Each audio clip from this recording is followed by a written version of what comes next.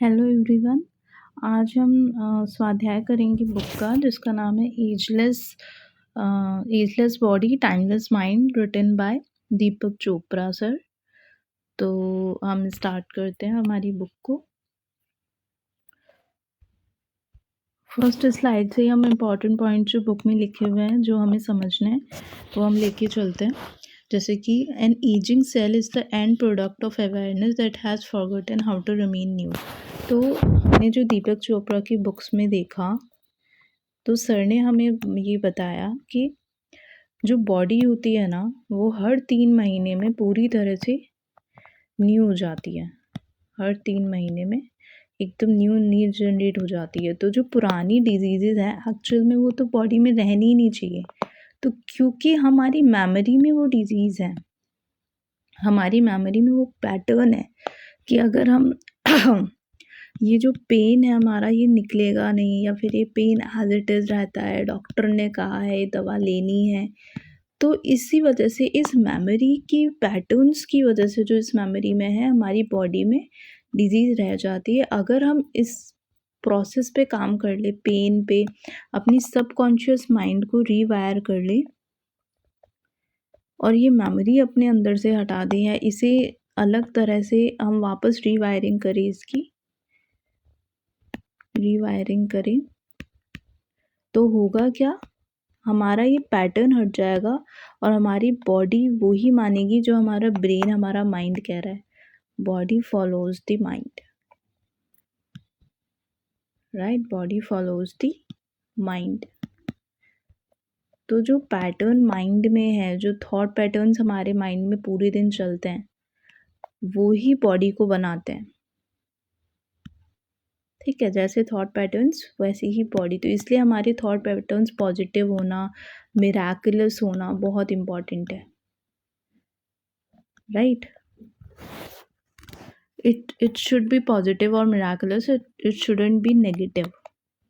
Negative नहीं होनी चाहिए क्योंकि वो बॉडी को डायरेक्ट इम्पैक्ट करता है।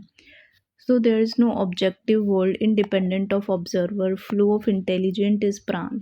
तो यहाँ पे प्राण होता है, प्राण शक्ति होती है जिसे हम बोलते हैं कॉस्मिक एनर्जी,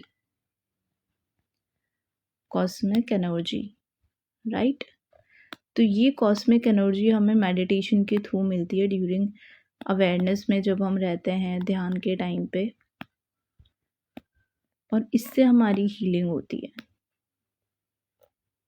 इससे हमारी क्या होती है? हीलिंग होती है, हमें अवेयरनेस आती है। तो हमें ऑलवेज क्या है, एक ऑब्जर्वर की तरह रहना है। मतलब कि हमें हमेशा ऑब्जर्वर की तरह रहना है, हर सिचुएशन में रिएक्शन नहीं देना है। कई जगह ऐसी होती है जहाँ पे हम बहुत एंगर, हमारी जो फीलिंग्स होती हैं नेगेटिव फीलिंग्स लाइक एंगर हो गया, फियर हो गया, इन सब पे आके ये अनकंट्रोलेबल जो फीलिंग्स हैं यहाँ इनके अंडर में आके हम रिएक्शन दे देते हैं। तो वहाँ पे रिएक्शन ना दे के ऑब्जर्वर बनना, ऑब्जर्व करना हर एक सिचुएशन को एज अ ऑब्जर्वर कि यहाँ है क्या, मेरे इनर में क्या चल रहा है, मेरे क्या थॉट पैटर्न्स हैं। तो वो हमें बताता है, वो हमारे पास आता है। ये इंटेलिजेंस हमारे पास कब आती है? जब हम ध्यान करते हैं, मेडिटेशन करते हैं, कॉस्मिक एनर्जी लेते हैं यूनिवर्स से, तब हम एज अ ऑब्जर्वर हर सिचुएशन को देख सकते हैं। नेक्स्ट स्लाइड पे चलते हैं। So wherever thought goes a camera goes, means wherever focus goes energy flows. इसे हम लिख सकते हैं wherever energy goes focus goes energy flows. Means जो भी हम सोचते हैं, जो भी हमारे थॉट पैटर्न्स रहते हैं पूरे दिन में, नेगेटिव हो पॉजिटिव हो, अगर कोई इंसान ये सोच रहा है कि यार मेरे को ये बीमारी ना हो जाए, उसे है तो कहीं मुझे ना हो जाए, मेरी फ्रेंड को हो गई है या उसे ये हो गया प्रॉब्लम तो ये मेरे साथ ना हो, इस टाइप से जो थॉट्स होते हैं, तो यहाँ पे एनर्जी फ्लो कर गई ना, तो आप अट्रैक्ट कर जाओगे उस चीज़ को। जो भी थॉट्स आते हैं आपके, आपने मानो you are creating your own reality, आप खुद अपनी रियलिटी को क्रिएट कर रहे हो। You are creating your own reality. तो जब आप अपनी रियलिटी को क्रिएट कर रहे हो अपने ही थॉट से, बाय योर ओन थॉट्स,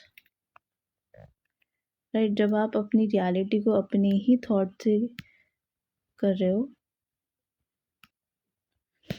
तो intention is the active partner of attention. Mean जहाँ पे भी आपका अटेंशन जाएगा वहीं पे एक्टिव पार्टनर इंटेंशन वो ही आपका फॉलो करेगा।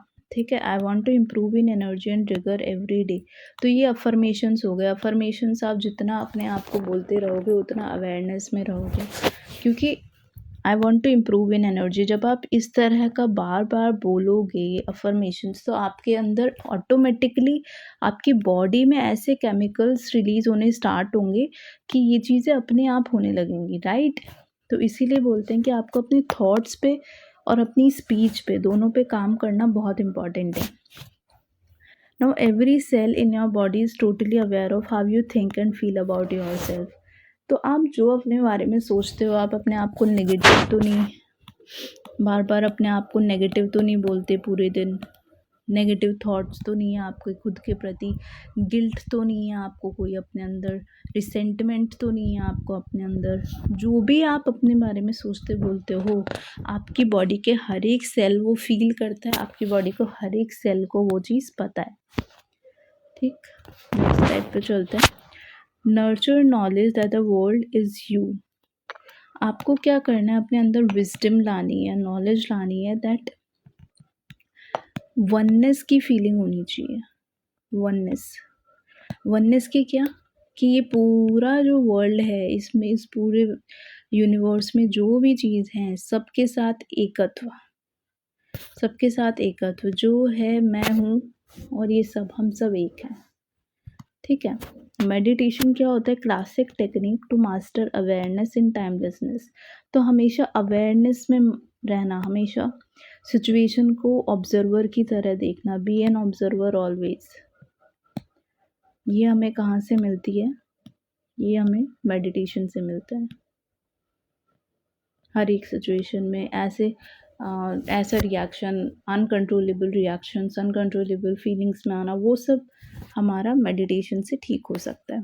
Now experience is not what happens to you, it is what you do and what happens to you.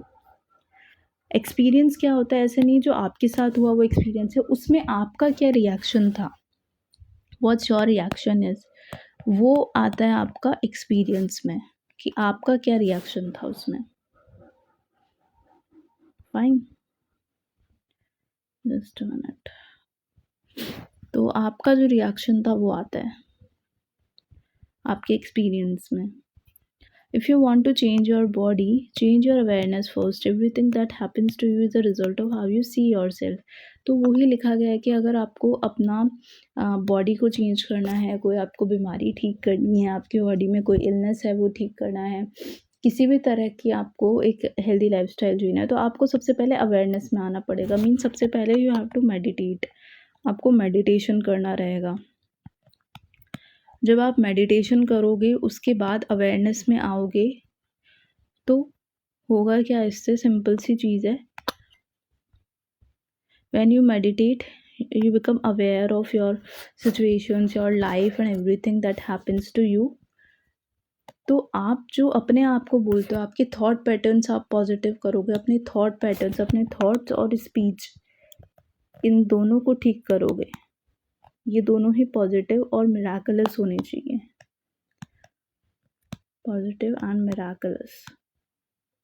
जब आप ये काम करोगे तो आपकी बॉडी अपने आप नए तरह से आपको दिखना स्टार्ट होगी। Now restabilising the memory of your connection with the quantum field will awaken the memory of renewal of your body. Again renewal of body पे काम करना है हमें अवेयरनेस में आके। और ये क्वांटम फील्ड भी इसे कहा गया है कि बहुत सूक्ष्म लेवल पे, बहुत एटॉमिक लेवल पे हमें काम करना है। ठीक है। Now I am the witness, the interpreter, the self beyond the self image. This self is ageless and timeless. So ये जो आपका अब इनर सेल्फ निकल के आएगा ना, इसकी ना तो कोई एज है, इसका ना कोई टाइम है, ना ये एज बाउंड है ना टाइम बाउंड है। Ageless and timeless. So whatever is flexible and flowing will tend to grow. जो भी चीज़ फ्लेक्सिबल होती है ना, वो ग्रो करनी ही करनी है। हमें रिजिड नहीं होना है, हमें किसी भी चीज़ में रिजिड नहीं होना है। हमें हमेशा, भले ही हमने कुछ प्लान कर रखा हो, प्री प्लान कर रखा हो, बट अब हमारा इंट्यूशन हमें क्या कह रहा है, हमें उस इंट्यूशन पे चलना है। जब हम मेडिटेशन करते हैं तो हमें कई बार ऐसे इंट्यूशंस आते हैं जो हमारे प्री प्लान से एकदम डिफरेंट हो, तो वो हमें सुन के आगे प्लानिंग वापस करनी है, रीप्लान करना है, रिजिड नहीं रहना है, फ्लेक्सिबल रहना है, तो हमारी ग्रोथ होगी। ठीक है। Life is awareness in action, means जो एक्शन, जो कुछ भी कर्मा लाइफ में चल रहा है उसमें अवेयरनेस में रहना। ठीक है, अवेयरनेस में रहना। So that is what we call life is. Next slide पे आते हैं। So health lifestyle increases 30 years delay to ageing.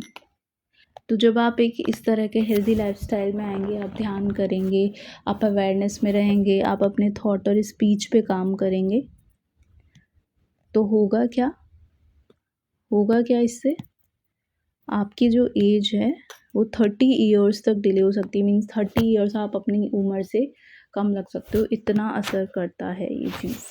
So without negative influences the organs and tissues last for 115 या 130 ईयर्स तक भी जिया जा सकता है, अगर आप अपनी बॉडी के साथ पॉजिटिव रिलेशन रखो, उसे पॉजिटिवली गाइड करो, उसे पॉजिटिव अफर्मेशंस के साथ उसे लेके चलो, लव एंड पीस रखो हर एक ऑर्गन के साथ, लव एंड पीस।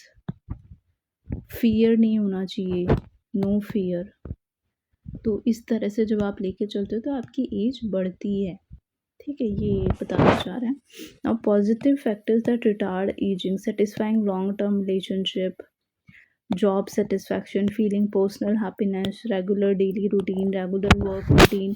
तो ये कुछ पॉजिटिव फैक्टर्स बताए गए हैं जिससे कि हम एजिंग को कम कर सकते हैं या फिर एजिंग को डिले कर सकते हैं।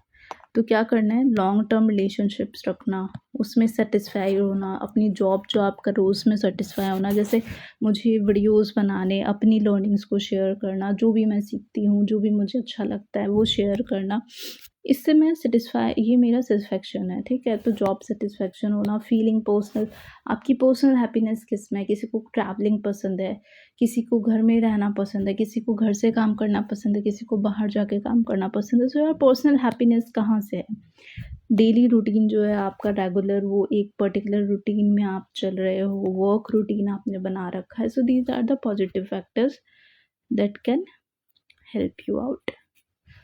सो adaptability is freedom for conditioned response, मतलब कि आप अडेप्टेबल हो, कुछ कंडीशनिंग जो आपने रिस्पॉन्सेस कर रखे हैं वहाँ उससे नहीं चल रहे हो, आप अपना फ्लेक्सिबल हो और अडेप्टेबल हो। सो रिस्पॉन्डिंग क्रिएटिवली टू चेंज, जो भी लाइफ में चेंजेस आ रहे हैं, जो भी सिचुएशंस आ रही हैं उसमें क्रिएटिवली रिस्पॉन्ड करना, परेशान होकर रिस्पॉन्ड ना करना, चाहे सिचुएशन नेगेटिव हो या पॉजिटिव हो, अवेयरनेस में रह के, होश में रह के चीज़ों को करना, that is what we call meditation is.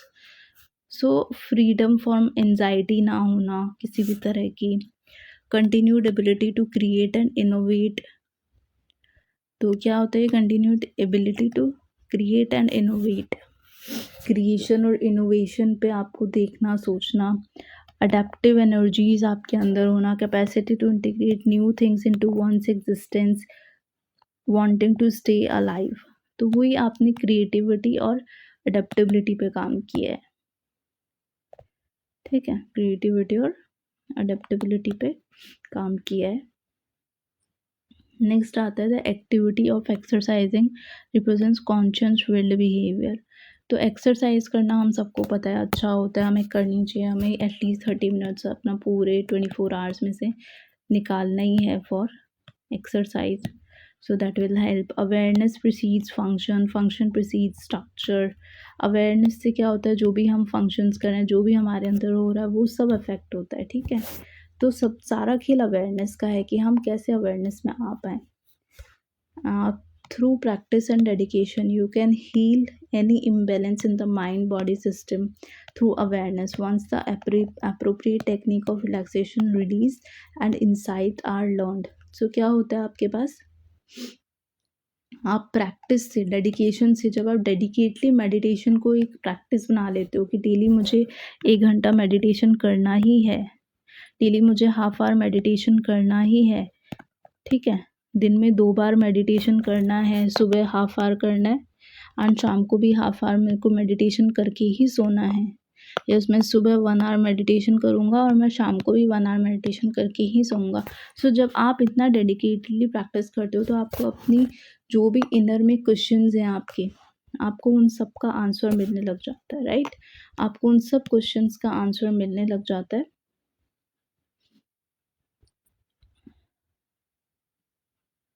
Just a minute.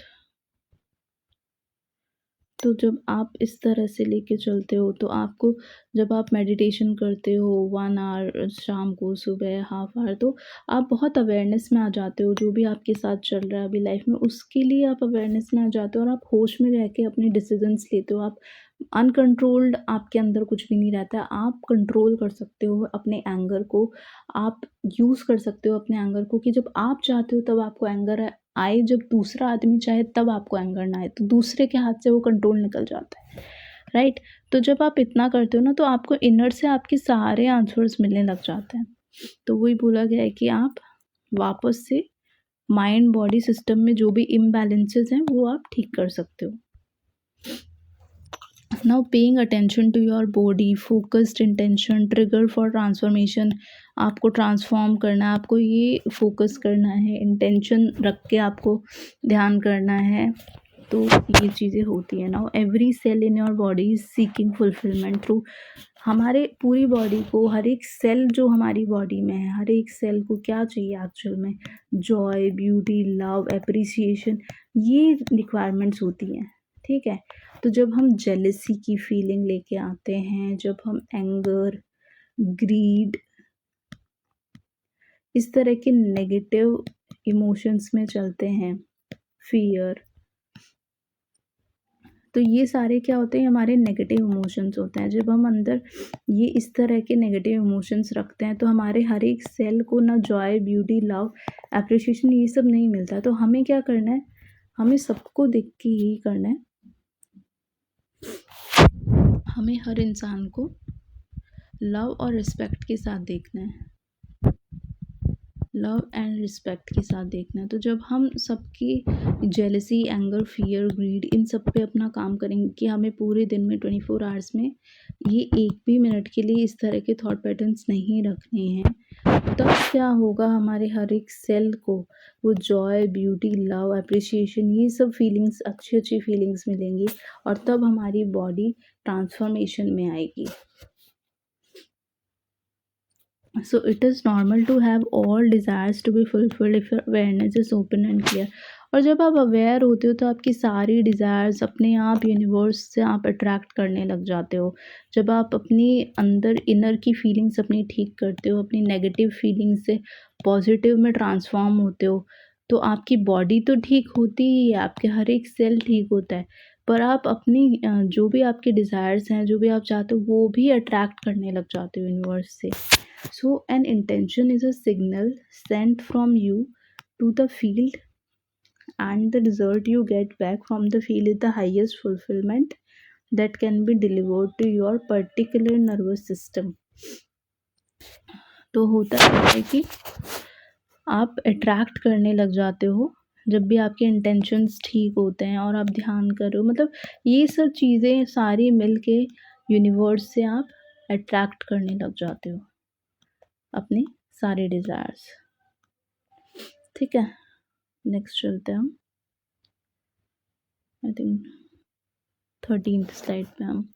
सो आज वीडियो लॉन्ग हो जाएगा तो हम बची जो बुक है वो नेक्स्ट वीडियो में कवर करेंगे। सो यहाँ तक हमने कवर कर दिया इस वीडियो में। Thank you all.